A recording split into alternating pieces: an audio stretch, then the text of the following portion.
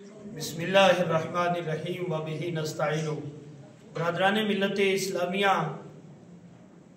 आप हजरात तक ये ख़बर पहुँचाते हुए हमें दिली तौर पर मुसर्रत हो रही है कि इंशाअल्लाह ताला 13 नवंबर बरोज़ जुमेरात जामा मस्जिद शरीफ बाबा दाऊद खाकी रहमतुल्लाह अलैह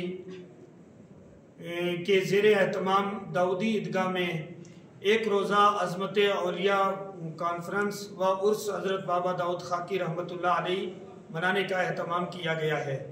मेरी गुजारिश है तमाम हज़रात से कि आप इस अज़ीम शान महफिल में ज़रूर शिरकत फरमाएँ, जिसके मेहमान खुसूसी हज़रत अल्लामा मौलाना अब्दुल रशीद दाऊदी साहब होंगे और इसके मेहमान खुसूसी हुज़ूर शहज़ादा शेखुल इस्लाम किबला हज़रत सैयद मोहम्मद मियाँ साहब जो हैं वो इसके मेहमान खुसूसी हैं। हमारी आप तमाम हज़रात से गुजारिश है कि इस अज़ीम शान खानका में तशरीफ़ लाकर इस प्रोग्राम में शिरकत करें। ये खानका इस इलाके की वो अजीम खानका है जहाँ से बैठ कर बाबा दाऊद खाकी रहमतुल्लाह अलैह ने इस इलाके को नूर ईमान से मुनव्वर किया और अहले सुन्नत व जमात की मजबूत जड़ें जो है इस जगह पर आपने कायम की।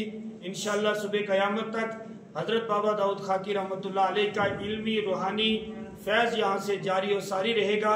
हम वहाँ पर इंशाअल्लाह ताला एक आलीशान एक जो है मस्जिद की भी तामीर नू ही है, जिसको भी आप अपनी माथे की आंखों से देखेंगे और साथ ही उलमाए किराम और ख़ास कर हर दिल अजीज़ खतीब हज़रत मौलाना अब्दुल रशीद दाऊदी साहब के बयान को भी समाअत फरमाएंगे।